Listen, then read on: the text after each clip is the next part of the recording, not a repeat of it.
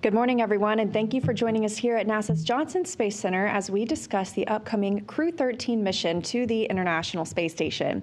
I'm NASA's Leah Cheshire, and today I am joined by several guests in our room, including Joel Montalbano, the Deputy Associate Administrator for the Human Spaceflight Mission Directorate, Dana Weigel, Manager of the Low Earth Orbit Program, Richard Jones, Deputy Director of the Commercial Crew Office in the Low Earth Orbit Program, Mathieu Caron, Director of Astronauts, Life Sciences, and Space Medicine for the Canadian Space Agency, and Julianna Scheiman, Director of NASA Science and Dragon Programs at SpaceX.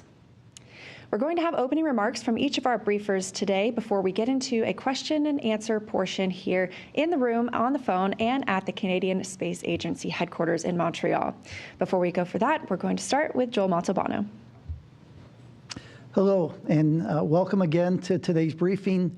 It's always good to be here with my NASA colleagues, my Canadian Space Agency colleague, and my SpaceX colleague as we talk about the next human spaceflight mission.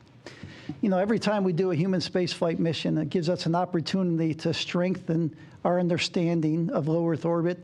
It gives us an opportunity to broaden our international relationships and an opportunity to showcase to the world that what we can do in low Earth orbit for human spaceflight.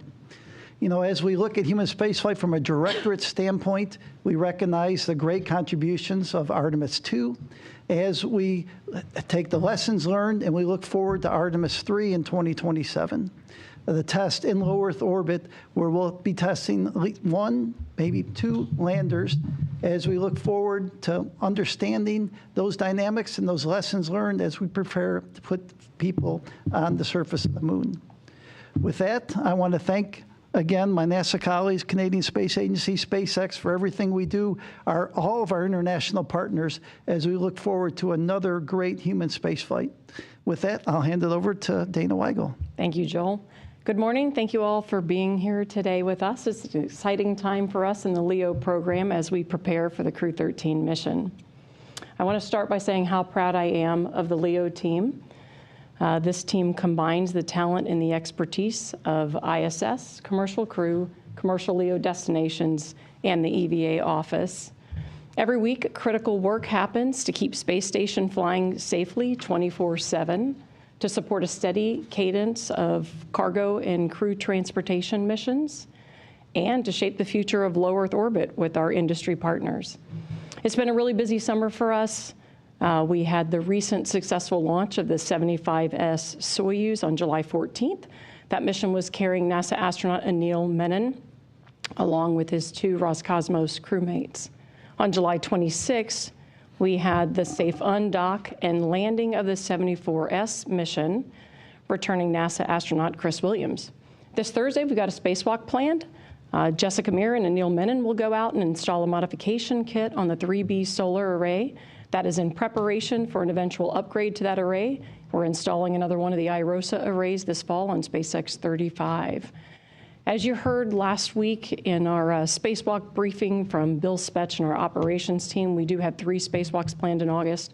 One of the tasks that we're doing is an R&R of a Node 2 retroreflector. That is critical for visiting vehicles like Crew-13 for navigation, rendezvous, and docking. After that, we're excited to welcome Crew-13 on board station with Jessica Watkins, Luke Delaney, Josh Kutrick of the Canadian Space Agency, and Sergei Tetery-Yatnikov of Roscosmos. 3 of the flyers are first-time flyers, so they'll be the 296th, 97th, and 98th visitors to space station. Not quite at 300, but getting pretty close, which is pretty exciting. During the mission, the crew will help us fight heart disease and Parkinson's disease by studying human stem cell-derived tissues that will help improve medicine, disease modeling, and pharmaceutical testing. They will also explore crop production that's important for longer duration spaceflight missions, and they'll help us better understand blood flow abnormalities that we see in space, along with testing new diagnostic medical equipment for monitoring crew health. That's just a couple of the highlights of some of the exciting research that the crew will be doing on board. Crew-13 will be flying aboard Dragon Grace. This will be the second flight for the spacecraft. It is the newest spacecraft. It last flew on Axiom 4 in 2025. Final integration of the Dragon is complete. The capsule was stacked on the trunk just last week, and mission preparations are proceeding well for mid-September launch. We are targeting no earlier than September 12th for that mission. Falcon 9 booster maintenance will kick off this month. That same booster was flown on Crew-12. We're not tracking any major issues for this mission campaign. Of course, Richard will talk more about hardware and ground processing along with Julianna. Overall, SpaceX has done a great job getting the spacecraft, the rocket, and all the ground systems ready to support this mission. Looking ahead, we have a number of other missions that we have planned for this year. We have 2 Progress cargo missions. We have a SpaceX 35 Dragon cargo mission that will bring up the last and final set of the IROSA solar arrays, and then we have the Northrop Grumman 25 mission.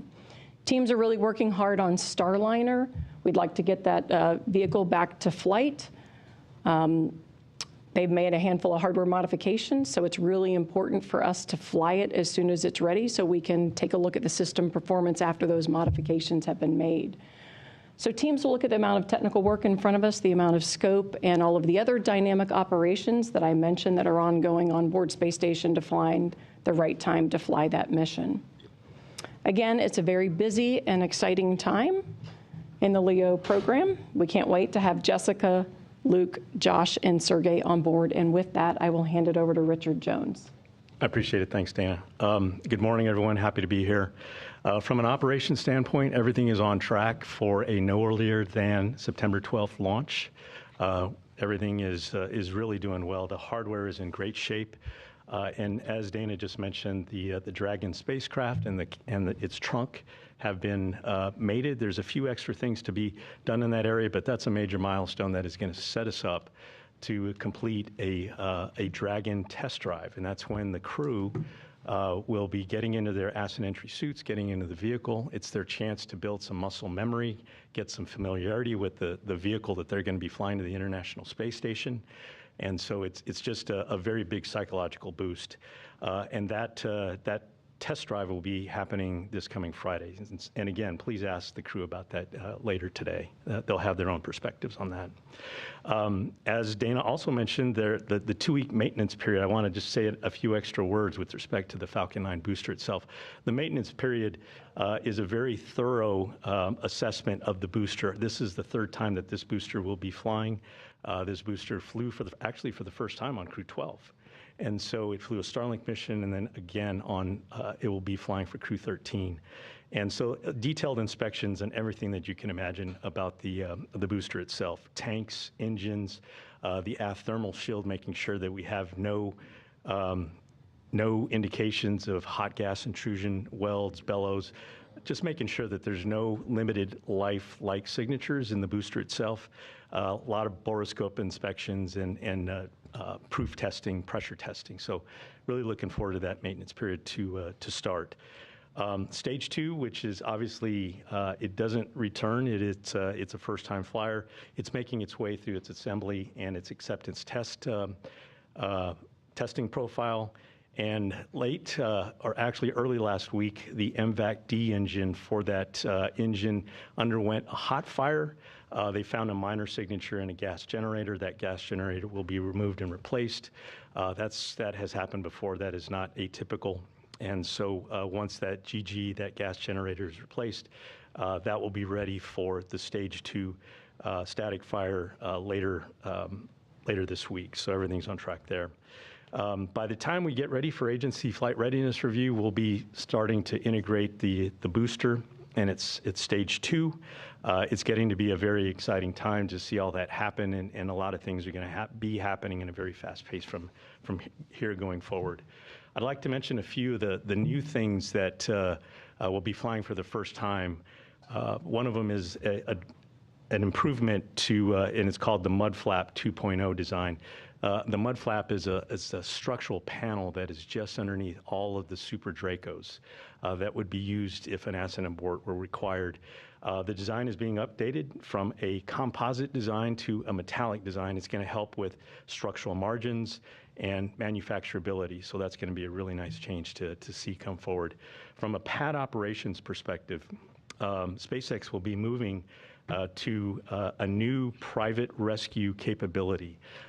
If you remember going back to the Crew-12 mission, it was competing a little bit with the Artemis II preparations. And so SpaceX is going to rely on their own team if such a contingency were to come up, that they would have to extract the crew on the pad surface or within the Dragon.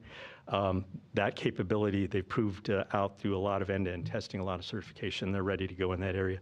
Really cool thing I ought to mention is that they're using Cybertrucks instead of the MRAP vehicles that have been used in going back many years. Cybertrucks will get them out of that blast danger area quickly in a very good fashion. So looking forward to that improvement. And finally, the R3 suits. The suits themselves have been undergoing a big improvement over many missions now. This is the latest rev of that suit. The suits themselves have been improved to improve donning and doffing capabilities, as well as basically adjustments to account for spinal growth on orbit. So those suits are also first-time flyers for this time around. A quick reminder, the timing of the static fire and dry dress sequence just before launch. If you remember going back to Crew-12, they were separated and put on 2 different days. We're doing the same thing again for Crew-13. And the reason being is that if you even go back to Crew-9, the first time they were flying off at Slick 40, the winds of the day blew back soot from the exhaust that exited the bottom of the vehicle during the static fire, and it deposited on the Dragon. So what is going to happen is that we choose the time of the static fire such that the winds of the day will blow it away from the integrated stack. So that is one of the reasons why we're separating the 2 operations between the static fire and the dry dress operation. So looking forward to another good operation there. Overall, it's been a very clean campaign thus far. We're talking to SpaceX weekly, daily, all the time, and we're not really tracking a lot of issues going forward right now. So looking forward to a very exciting next couple of months. I would like to say I'm very excited for our crew, especially our first-time flyers, and for Jessica Watkins, who will be the first NASA astronaut to fly twice on a Dragon. So hopefully others will be able to have that same bragging right. So thank you for your time here, and let me hand it over to Mathieu. Thank you, Richard. Thank you very much. And good morning, everyone. It's a pleasure to be here with you. So 2026 so far has been a remarkable year for Canada in space. Of course, everyone's seen Artemis II, the very successful mission with Canadian astronaut Jeremy Henson on board, and really that captured the pride of all Canadians. And now, in the same year, we have another Canadian who's going to go to space. So Canadian astronaut Josh Kuttrick will fly to space on his very first mission, but this will be the 4th long-duration mission for a Canadian astronaut to the International Space Station. You'll recall that the last time was David Saint-Jacques, who came back in 2019. I'll just repeat it in French, just to underscore this. Donc, ça sera la première mission de l'astronaute canadien Josh Kuttrick, qui va aller sur la Station spatiale internationale. Ça sera la 4e mission de longue durée pour un astronaute de l'Agence spatiale canadienne à bord de la station. So what will Josh be doing? Clearly, he's going to be helping the rest of the crew with the operations of the space station, but he'll also have the opportunity to carry out a number of science experiments, Canadian science experiments, most of which will be focused on human and life sciences, because that has become a niche for Canada. In addition to that, he'll have the opportunity to operate and commission a number of examples of Canadian technology already on board the space station. And of course, if I'm talking about Canadian technology, I can't not mention Canada's main contribution to the International Space Station, namely the mobile servicing system, so that we call affectionately Canadarm2 and Dexter. And these robotics components have played a critical role in the assembly of the ISS. But now that that assembly is complete, it's continued to play an essential role for its operations, maintenance, and resupply. So now, on top of witnessing the Canadian robotics on the space station, we're looking forward to following Josh Kutrick's mission with his crewmates on board the ISS, and actually we're quite confident that he'll be able to showcase Canadian know-how and excellence with the rest of his crewmates. So thank you very much. And now I'll hand it off to Julianna. Thank you very much. I'm excited to be here today to talk to all of you about our upcoming Dragon launch to the International Space Station, the Crew-13 mission. As you heard, we are targeting no earlier than September 12th for that mission from Launch Complex 40 in Florida. Like I said, we're really, really excited about the mission, especially excited about launching the crew, Jessica, Luke, Josh, and Sergey. As you heard, Jessica, we love a frequent flyer on Dragon, and very excited to have Jessica fly again on Dragon. And we're also really excited to enable the first spaceflight for Luke, Josh, and Sergey. So pretty excited about that. As you heard from Richard and Dana, things are going really well for preparation, as far as preparations go for this mission. You heard Richard talk about the Dragon test drive, which is this Friday. And in addition to donning their suits and performing seat rotations, leak checks, comm checks, things of the like, the crew also has the opportunity to listen to the sounds of Dragon in space and in flight, so they can understand what it's going to be like when they're flying. So that's a pretty fun opportunity. I'd also encourage you to ask the crew about that. Pretty cool. Richard really covered all of the milestones on the vehicle exceedingly well. So third flight booster, like he said, Crew-12, Starlink mission, and now Crew-13. The Dragon spacecraft itself, processing is going really well. We will transport that Dragon spacecraft to the Launch Complex 40 about a week before launch. So pretty exciting times. At SpaceX, we are really proud to partner with NASA. It takes a lot for the teams and the hardware to be ready to fly, and we're excited about that partnership.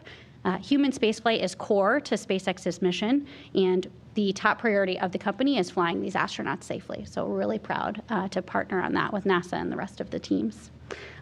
We're also really proud and excited at SpaceX to enable all of the amazing science that has gone on the International Space Station, and we're super excited to see the forward-looking science that will continue to occur on the International Space Station.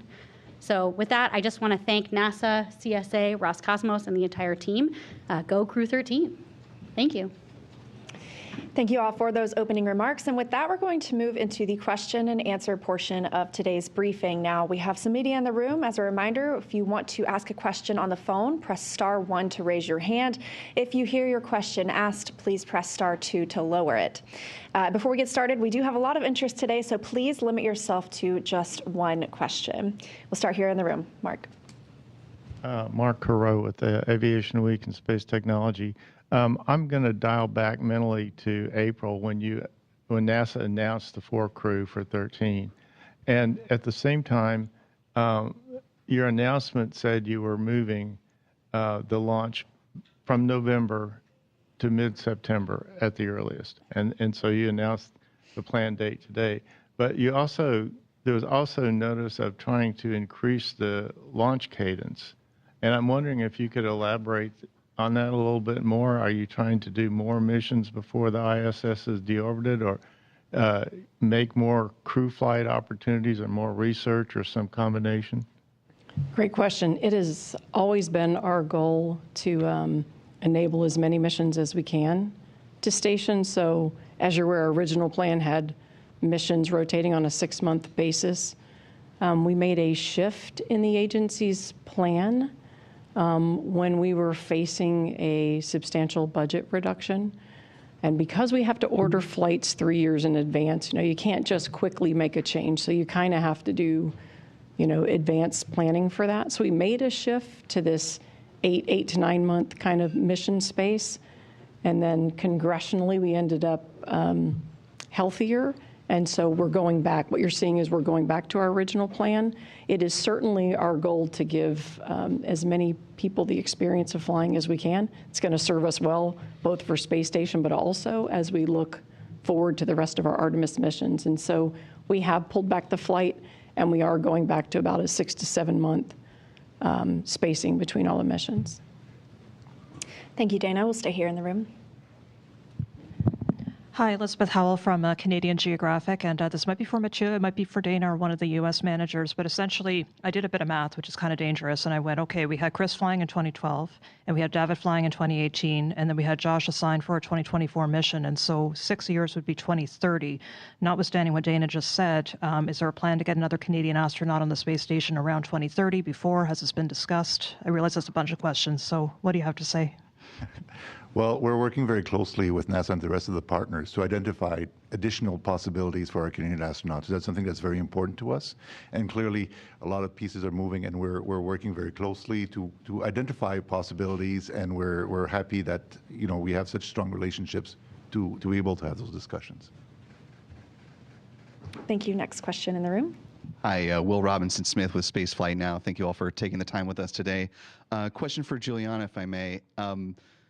This is the second flight for Dragon Grace, but the Dragon fleet in total is starting to, get up to close to the double digits in flights, around 4 or 5 for most of them. As you look towards the end of the space station and the partnership that SpaceX has with some of these commercial stations, I wonder how you're starting to prepare the Dragon fleet to get up to those higher-ended mission numbers, your 9, 10, 11, and what the future of the Dragon program kind of looks like at this point. Thanks. Yeah, thank you for the question. Some stats actually about the Crew-13 mission. So this is our 18th human spaceflight mission and our 53rd mission of Dragon to the International Space Station. So that's some good numbers for you to kind of base your question around. We take, actually across Dragon and Falcon, we take a robust qualification approach to look at reuse. We look at the system as a whole, we look at subsystems and assess, each component reaches its qualification. Does it need to be removed and replaced between flights? How many number of flights? And how, and we basically track life at the component level and at the system level, again, on Falcon and on Dragon. And so that's something, especially for the NASA missions, we work in partnership with NASA. The NASA teams review all of our design life, all of our qualified life, and ensure that we're operating within the vehicle qualification and we're operating safely. I see a significant amount of life remaining on our Dragon fleet. We do some of that math between NASA and SpaceX and see many more flights available on the hardware itself. Okay, our next question here with Miles. Hi, Miles Dorn with CBS News. Question for Dana, maybe. Can you give us a status update on the leak in the Russian section and the path forward with Roscosmos in determining the root cause and any future repair work? And then quickly for Julianna, a lot of people are talking about this Falcon 9 second stage that is predicted to hit the moon this week. Scientists are excited about the opportunity to try to observe it, and I was wondering if you could tell us a little bit more about how it ended up there and what the company thinks about this. Thanks. All right, I will hit your question first on the leak. If you recall, back in April-May timeframe, Roscosmos found an additional leak inside the Paracar. They went inside, and what they did was what's called a temporary repair. They had started into something a little more permanent and then ended up changing the position, so they used patches and kind of temporary fixes with that. It actually sealed the leak. So right now there is no ongoing leak with it. Hatch is closed. It is back at lower pressure as they're assessing what the forward plans are. So there's no current active ongoing leak with the patches they've put in it. Okay, and about the second stage you asked about. So for those who don't know, a little bit of context, the mission he's talking about was the iSpace Hakuto and the Firefly Blue Ghost mission that we launched. As you all see on the webcast, the first stage returns to Earth, but the second stage we need to appropriately dispose of. So for low Earth orbit missions, we nominally would perform a burn or a maneuver to demise the second stage to appropriately deorbit that stage. But for high energy missions, we need to perform a different maneuver to ensure the second stage itself is safe per the appropriate rules and regulations. And so we did that here for the iSpace and Blue Ghost mission, that second stage. And what has happened is essentially a mixture of solar activity and gravity forces have put it on a path towards the moon. As a scientist, I also am very excited to see the observation. But yes, it's one of the things that we're working in partnership with NASA and the other appropriate agencies is what is the best what is the best future disposal path for high-energy missions that are in a, the Sun, Earth, Moon system. And so, yeah, we're pretty excited about it. I know a lot of the teams are going to go observe the disposal, so pretty exciting. All right, thank you both. Now, before we go back to questions here in the room or on the phone bridge, we do have some members of the media at the Canadian Space Agency headquarters in Montreal. So to answer some of their questions, I'm going to toss it over to Fred Fink with CSA. Oui, bonjour, Jean-Philippe Hughes pour Radio-Canada. Ma question est pour Mathieu Caron. Pouvez-vous nous expliquer en français, en fait, c'est quoi les nouveautés de la version Crew-13 en matière d'équipements qui vont être utilisés, de robots, combinaisons, et quel genre d'entretien l'équipement, c'est-à-dire l'équipage, fera sur place? I'll answer the question in French first and reiterate in English afterwards. Alors donc, la mission de Josh portera principalement sur évidemment, le maintien et l'entretien de la station spatiale, donc les activités de routine pour s'assurer du bon fonctionnement de la station spatiale. Donc, Josh est pleinement qualifié en robotique et pour les sorties extravéhiculaires, mais également des sciences, des expériences scientifiques qui portent sur les sciences de la vie. Donc là, on a toute une série de nouvelles expériences, justement, qui regardent les effets de l'environnement spatial sur le système cardiovasculaire, sur les os, sur les muscles, sur la capacité des astronautes de s'orienter et sur la santé mentale. Donc, une foule d'expériences qui va nous faire plaisir de vous partager tout au long de la mission. Alors, regardez, il va y avoir de la robotique également et potentiellement des sorties extravéhiculaires. So the answer, just to summarize, basically, it was the question was what was Josh going to be doing on board the International Space Station? So I gave a quick synopsis to try to summarize 6 months worth of activities, basically science, operations, maintenance, robotics, spacewalks. Thank you. Thank you, Matthew. We're now going to go to the phone bridge. So again, if you'd like to ask a question, press *1 to raise your hand. If you hear your question has been asked, *2 to lower it. Please limit yourself to one question, as we do have a lot of interest, and make sure to state who you are representing and to whom your question is directed. We'll start with Jonathan Seri. Thank you so much for taking the time to speak with us. This question is for anyone with NASA who can talk about ISS retirement plans. If you could give us a status update, are we still looking at 2030 as a firm out, or are all options on the table as far as extending the life until a commercial replacement is firmly in place? Thanks. I can take that. We are still working towards the plan to retire the ISS at the end of 2030. Of course, actually deorbiting ISS takes about 2 years to do in total, and so that's something that we're going to pot and put in place to be ready for that. At the same time, from a technical standpoint, the spacecraft is doing fine. There's a lot more structural capability in the spacecraft, and so if from a legislative standpoint we're directed otherwise, we will be ready to support and pivot. Okay, our next question comes from Jackie Waddles. Joanna, thanks so much for doing this. I had a quick follow-up question about the leak repairs. I was just curious, could you guys give any specifics on the timeline of those repairs and how it was made? I guess I'm just curious because I know the last time this subject was visited in June, there was concern about the method that the cosmonauts might use to try to enact those repairs. Just kind of wanted to know how that all settled. And then if I can really quickly, I wanted to ask Dana, regarding, ISS retirement and the commercial LEO program. I remember from the Ignition Day presentation, you had concerns about how much a commercial market there was for these LEO destinations, hence that plan to shift to a new core module plan. But now it looks like it's shifted back to the original CLD plan. I was just curious what your thoughts were on that and whether your mind has changed about the commercial market. Thanks so much. Okay, let me answer your leak repair question first.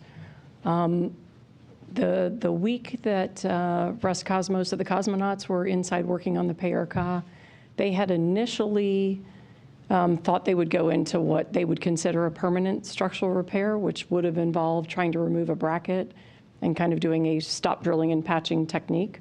That's something they have done before in a different location. Teams hadn't really worked through all the details with that, and so they stood down from that, and instead what they did, what I called a temporary patch before, is It's kind of an adhesive type patch, so it's different than the sealant material they use. So they put that down. That is isolating it from the environment. It is patching it. It's not as structural as their other patch. So that's that week that they were in. That's what they ended up defaulting to, just to stand down to allow teams more time to discuss it. In terms of CLD, we've had a lot of discussion and outreach with CLD industry. You mentioned Ignition Day. We kind of talked about what some of the agency's concerns were in terms of markets that were out there. We sought a lot of feedback and discussion from industry. Industry expressed their confidence in the original CLD plan, moving out straight directly into a commercial solution. They felt confident in the investments and that we'd continue to see growth in the market. And so we heavily weighted our decision based on industry's confidence and feedback. So you saw us pivot to what I'll call the original plan that we had been following to go straight into services with a commercial destination. We released a draft RFP, and we're actually in the process of looking at all the feedback that comes back from industry as part of the normal part of that process. We'll turn that around, and then we'll get a final RFP out on the streets as soon as we can. All right, our next question on the phone is from Marcia Dunn. Yes, hi. For Joel, please. Joel, I'm wondering how much liability or threat do these pop-up start and stop pressure leaks pose to keeping the station going until 2030, let alone longer? What are some of the other vulnerable parts of the space station that could pose a problem to keep the station running for the next few years? Thanks. Thank you, Marcia. Right now, I would tell you we're not tracking any major systems. Dana and the LEO program continues to manage the ISS systems extremely well. When there's repairs, the team takes a look at, what do we have on orbit? What do we have on the ground? What do we need to be working on? In fact, one of the upcoming spacewalks is going to address some of the repairs. Maybe you can say a couple words on that. Yeah, I would just as a reminder, I think we've talked with the media about this before, but the vast majority of the systems on ISS are replaceable, and so they're on-orbit replaceable units. So we do R&Rs when we have degrading or failed equipment, and so from a system standpoint, we have sufficient sparing and logistics, and that's an ongoing cycle to make sure we can support stations. So just as a reminder, when we talk about limited life items on space station, it's really the primary structure that we're looking at. And so the work that we've done on the NASA side, we've got a lot of margin in our primary structure. We've talked about Paracab before, and that the Russians are looking closely at that. That's the number one structural item that we look at. But from a system standpoint, replacing parts, and from the rest of the structures, we're in great shape. We're not tracking any issues. We have another question at the Canadian Space Agency, so let's take it back to Montreal. Hello, Trevor, Trelene, Plateau Astro. This is a question about Joshua. His family is going to be welcoming their third child while he's in space, and I think this is only the third time that an astronaut has been in space while their spouse is giving birth on Earth. Are there any sort of special procedures or accommodations that are made for moments like that? Thanks. Thank you for your question. I was going to joke about parental leave, but actually we have a team at the Canadian Space Agency of a medical team dedicated to ensuring that the family would get the appropriate support to help Josh, worry about things on board. Clearly, he's going to think about what's going on the ground as well. But we were going to assist the family. I know we talk about family, but even on the ground here at NASA, there's a whole family community that can support Josh's family, and we can rest assured that his family will be well taken care of. We'll go back to the phone bridge, and our next question is from Eric Berger. Hi, thank you very much. A question for Joel, I think, about the workforce conversion. I think we're a couple months into the initiative now, and I understand there have been a few thousand contractors that have been brought back to NASA. Just curious from an operations standpoint, running ISS and crew programs and so forth, how is this going in terms of safety and efficiency? Has this been a good thing for the agency from your perspective? I continue to be excited about it. This initiative that Administrator Isaacman has asked us to do I've only seen positive impacts from it. You see, the administrator had asked us to focus at the Johnson Space Center on the mission control and converting folks from a mission control standpoint. It's been seamless for the team.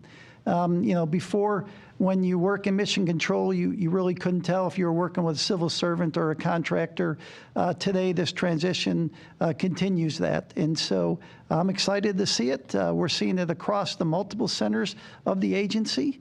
And so we look forward to continuing this effort.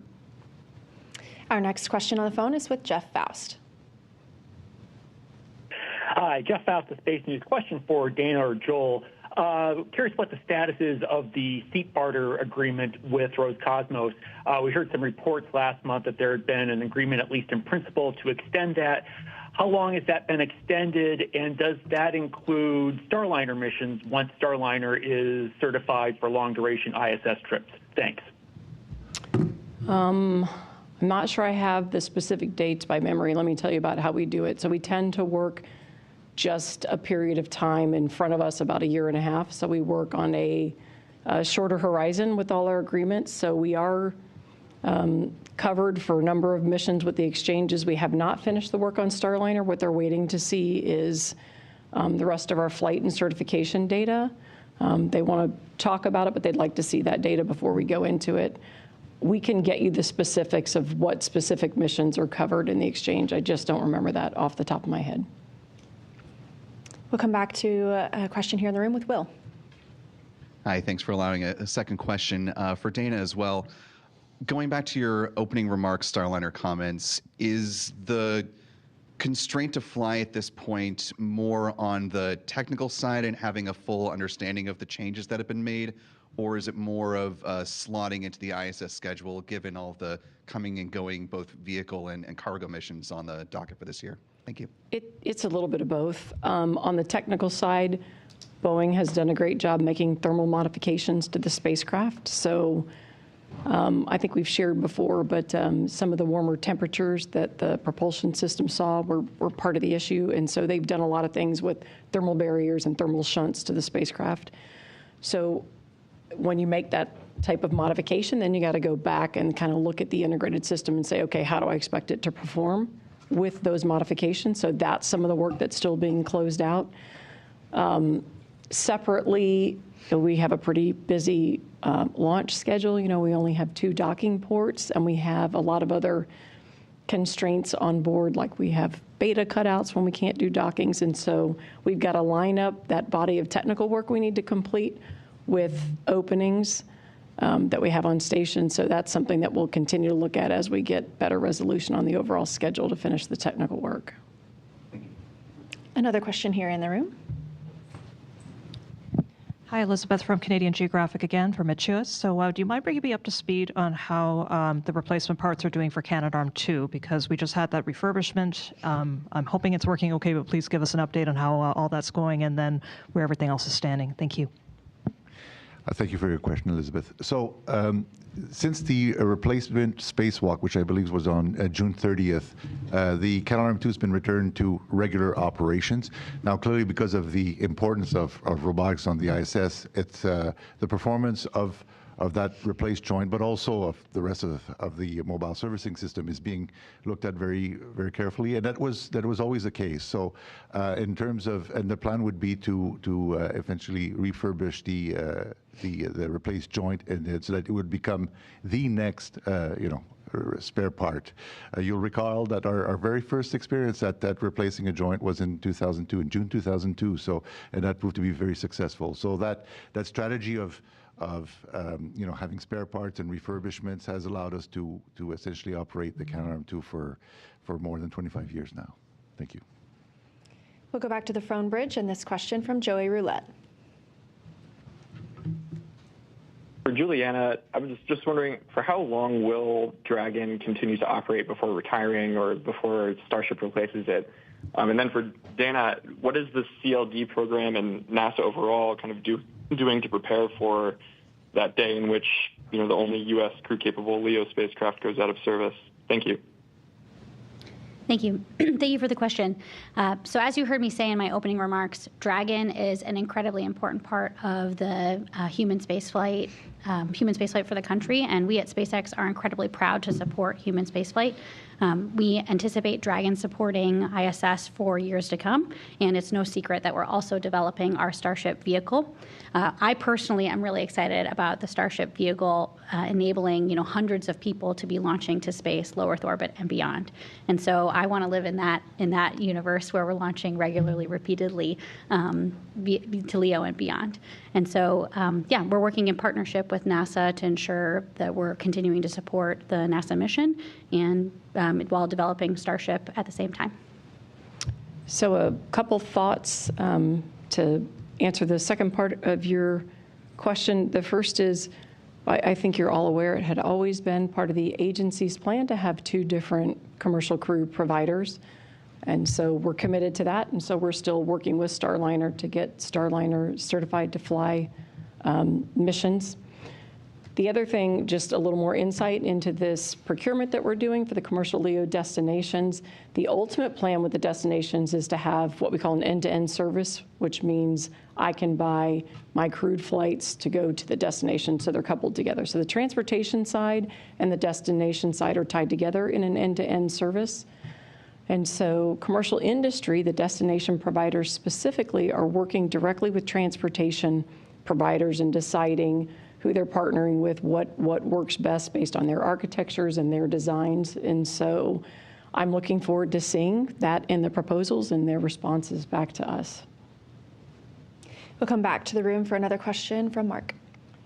Oh, thank you, Mark Caron, Aviation Week in Space Technology.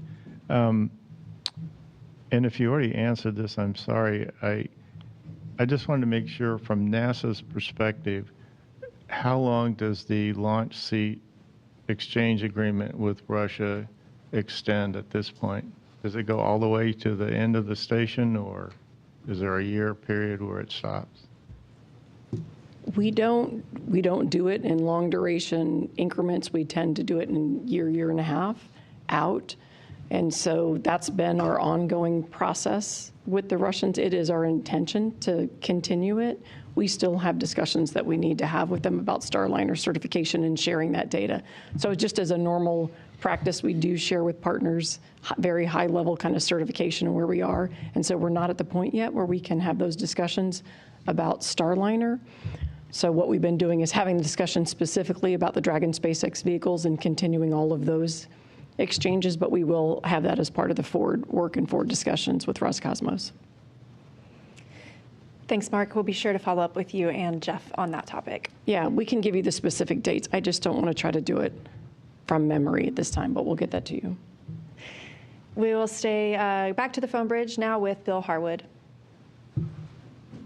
Hey, thanks a lot. One more question for Dana about the leak. You said the hatch is closed. I'm assuming there's lower pressure in the module right now, which would help with maintaining a zero or a very low leak rate. Do you know if the Russians are still planning to do the permanent structural repair? And if so, would you still put the USOS crew in their Dragon while that's going on? Or was that just because you guys didn't fully understand what they were up to, when they were first trying to do it? So really just trying to understand if they're still planning that repair, and will you be fully on board with it? Thanks. Sure, a couple things. So the PRCA is maintained around 250 millimeters mercury of pressure. And so there is some small amount of pressure on it. It's kept low just to protect the equipment that they have in there. And so we can actually see and confirm that it's not currently leaking with these temporary patches. Roscosmos is still evaluating what they think the best plan is for the structure overall. If they go and do a permanent repair, I expect them to share the methodologies with us, and we'll take a look at what that permanent repair looks like, and then we'll decide on our side what actions we'll take or what we think the right mitigations are. So that's still work in front of us as they're trying to figure out what they want to do longer term with that part of the structure. Our next question is from Richard Trudeau. Hi, thanks for taking the questions. Richard Trudeau with the Orlando Sentinel. This is for Dana and Richard. Is 2026 launch for Starliner's uncrewed flight still possible, or is it the window's going to have to push it to 2027? And as far as astronaut involvement, with reassignments and retirements, how many of the astronaut corps are still involved with Starliner, and to what degree? Like, at what point would you have to assign them training for a first crewed flight? A year or more? That's it. Thank you. I'll take the first part, and then I'll hand it to Richard. There's still opportunities to launch in 26. We're going to make sure that we've laid in all the right technical work and that we use that to drive the schedule. But in terms of a space station flight plan and windows where I've got an open docking port, I've still got capability to fly Starliner in this year. From a crew office standpoint, we always have astronauts that follow any of our major developments, and we do have crew members who are following Starliner development, and I don't know that I know off the top of my head how far out we have to assign crew for crewed flight, so I'll see if Richard has more on that one. Yeah, no, I can add a little bit. It's a structured contractual problem in terms of when astronauts have to be assigned, and it's different from the given provider. But roughly, you're looking about a year, a little bit more than a year. I'm going to keep it a little bit generic with respect to making sure that an assignment is in place. And just going back to what Dana was talking about, in terms of being ready for a Starliner mission, we're making a lot of progress in that area, understanding the anomalies that have been in place, and we're just making a lot of really good progress there. So we do have a lot of astronauts following every step of the way, right? They are following every single decision, assessment that are being done in that area, and so whenever that time comes for a crewed assignment, NASA will be ready to tell the public about who it is and why. Next question is from Ryan Caton. Hey, thanks for your time. I'm just wanting a little clarification on, I think I heard earlier that the MRAP vehicles have been replaced with Tesla Cybertrucks. I was just wondering if there's any kind of explanation as to why that was done, or if there's an advantage that the Cybertruck offers over the military vehicles. Thanks. Yeah, I'll go ahead and take that one. The advantage clearly is the speed, right? There is the speed at which a Cybertruck can exit the blast danger area is definitely one of the reasons why SpaceX has chosen to go in that direction.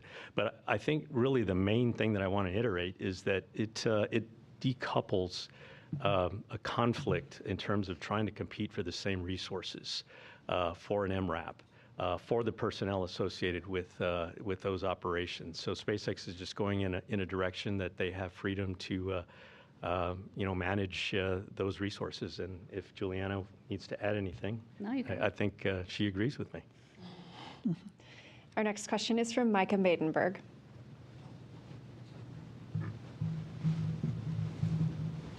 Hey, sorry about that. Just a quick question for Julianna. Is SpaceX still actively selling non-NASA human space flights on Crew Dragon? Thanks a lot. Yes, I thank you for the question. And I realize actually one of the things I forgot to mention when I answered a similar question previously is we have an amazing set of missions coming up on Falcon and Dragon that I am especially excited about. We have the Roman Space Telescope mission coming up here shortly. We have a plethora of missions that we're supporting and on contract for, to include missions to support the private astronaut missions, both those that go to the International Space Station, as well as those to a vast private space station. So we have a plethora of missions that we are on contract for and very much supporting in the years to come. And so, yeah, we anticipate supporting those, especially the missions we are currently actively working. Next question comes from Robert Perlman. Hi, just returning for Richard and Julianna, just returning quickly to the handover of crew pad rescue operations.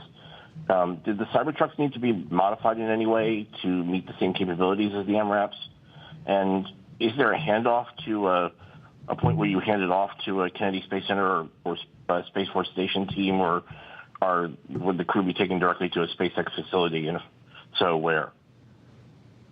Yeah, Robert, thanks for that question. First of all, the modifications, I'm not aware of any modifications. There were a lot of certification that had to go into making sure that those Cybertrucks would start up with a gloved hand. There were a lot of tests in terms of making sure you could egress the vehicle with a bulky suit on.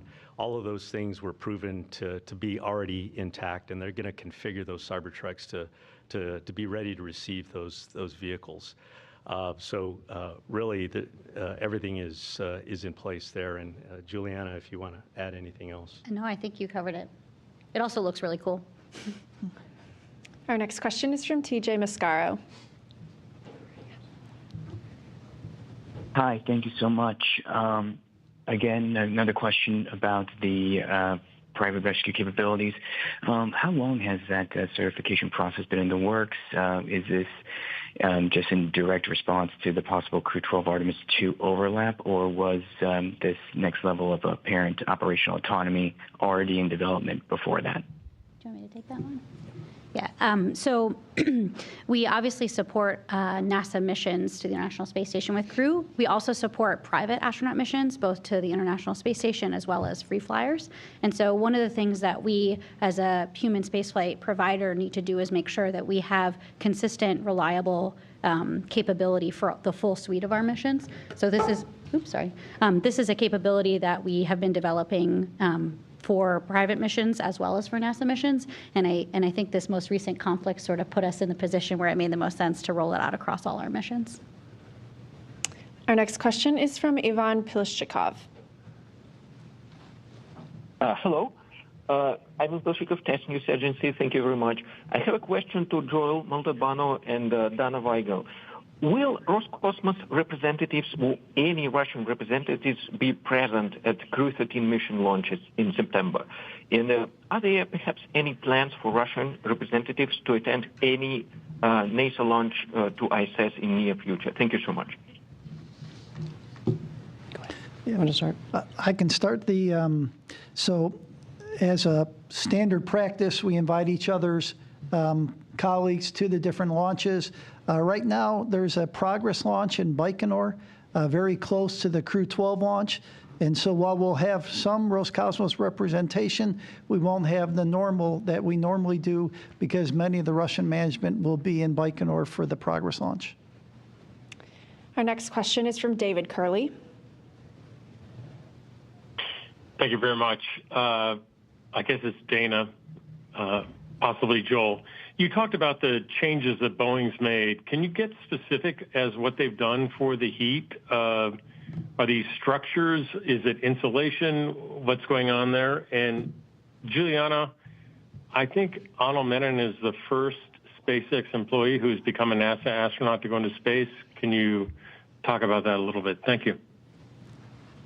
Yeah, I'll go ahead and take that first part of the question. With respect to the changes that have been made, they have focused a lot on the SMRCS system, and the changes that they have done, they've implemented basically some thermal shunts, some structural members that divert the heat from the thrusters and put it somewhere else. So that's one of the other things that they're trying to implement in terms of fixing the overall problem. Let me address some other items that they've done. They've introduced some basically insulation. They've added some insulation on different parts of the thruster itself. But these changes have proven themselves in the White Sands ground testings. They have looked at those improvements and have definitely shown that the thermal improvements have taken shape in a planned form. Yes, and the question about SpaceX employees going to space, I would actually like to note that Anna Menon and Sarah Gillis were the first SpaceX employees to go to space on the Polaris Dawn mission. Anna being married to Anil and went to space first, not that we're counting. And everyone at SpaceX was super excited to see Anil launch. We had a little viewing, watching him launch, and we're all rooting for him and Anna, who's now in the astronaut corps as well. Our next question comes from Manuel Mazzanti. Thank you so much. Manuel Mazzanti with Exploración Espacial. A question for Dana. Can you share with us some of the latest information regarding the Axiom suits? We know, they shared some information that they're still actively testing the suits with NASA. Is still the plan to take one of the suits to the Artemis III mission or to the space station to do an EVA, or both? Thank you. We are actively discussing the option to take a suit and test it on board station. We're looking at it would be probably one Axiom suit and then one of the EMUs together. So what we'd like to do is see what we can learn from it. You always want to test as early as you can, and so the plan right now is to try to do that in 2027. And I don't know if Artemis is still also tracking a test. I'll have to get back to you on the Artemis question. All right, we'll come back for another question in the room here with Miles. Quick question on the privatization of the rescue capability. For downrange rescue, are you still using the Department of Defense and Det-3 for that? And any discussion about that perhaps someday going private as well with the commercial crew missions, because there seemed to be some concern about that with Artemis 2. Thanks. Yes, we are still using our Department of War personnel to be ready to rescue a crew that ends up, if an accident abort were to occur, or even an on-orbit contingency, they will be in place to rescue the crew within the specifications that we've asked them to meet. Yes, to answer your question, are we considering privatization in that area? That has been an ongoing discussion in terms of moving in that direction. And that would be downrange from now in terms of time. We haven't settled on things, but we are discussing it. We have another question on the phone from Joey Roulette. Hey, thank you. Another one for Julianna. You had mentioned that you're excited for Starship's potential in space, including low Earth orbit. And I was just wondering what the potential for Starship in LEO is and how that kind of matches with your idea of when Crew Dragon might retire. And if you could just kind of go into that a little bit, that'd be nice. Thank you. Sure. So yes, I mentioned Starship, and again, to just set the stage right, I already got a question about the second stage disposal. The reason Starship is an amazing vehicle is when you have a fully reusable vehicle, your mission cost and your operational cost and your reliability can increase. Your costs go down, your reliability increases. So again, really excited about Starship. I think an interesting upcoming Starship LEO mission is the Artemis 3 mission, where the Starship HLS lander will be operating in low Earth orbit. And I think that's a really good example of something where we're using it as a proving ground as we continue to develop Starship's capabilities. We do anticipate flying Dragon and Starship at the same time. I mean, that's what you're seeing today, right now. We're flying Dragon to the International Space Station and for private astronaut missions while we're developing the Starship capability. So we see those operating in the same time as we continue to develop and make improvements on Starship. Yeah, thank you. We have time for one last question here in the room. Will? Hi, thanks for one more. Question to Julianna and to Dana, I think. Crew 11's Mike Fink flew an updated IVA suit, and I believe all the members of Crew 12 did as well. Can you give us an update on how those suits performed, and are there any future changes planned to the flight suits for the remaining commercial crew missions? And what is the time of launch on the 12th and the backup on the 13th? Thanks. Go ahead. Sure. I'm going to pull up the exact time of launch so I don't say the wrong time, because I know if I say it. Yeah, so currently, obviously, as we track the station, the times will wiggle a little bit, but we're looking at around 6:30 on September 12th, 6:30 p.m. Eastern time.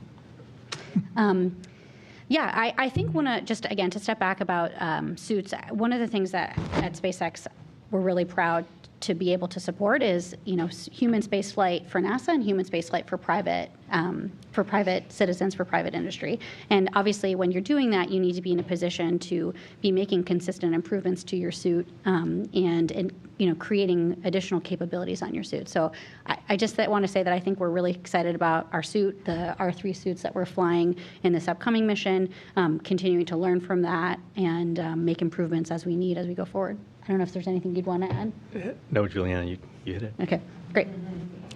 And that's all we have time for here today in our Crew-13 mission overview briefing. But you can hear from the crew themselves, Jessica Watkins, Luke Delaney, Joshua Kutrick, and Sergei Tetriotnikov at 1 p.m. Central right here. Thanks for joining us. Thank you.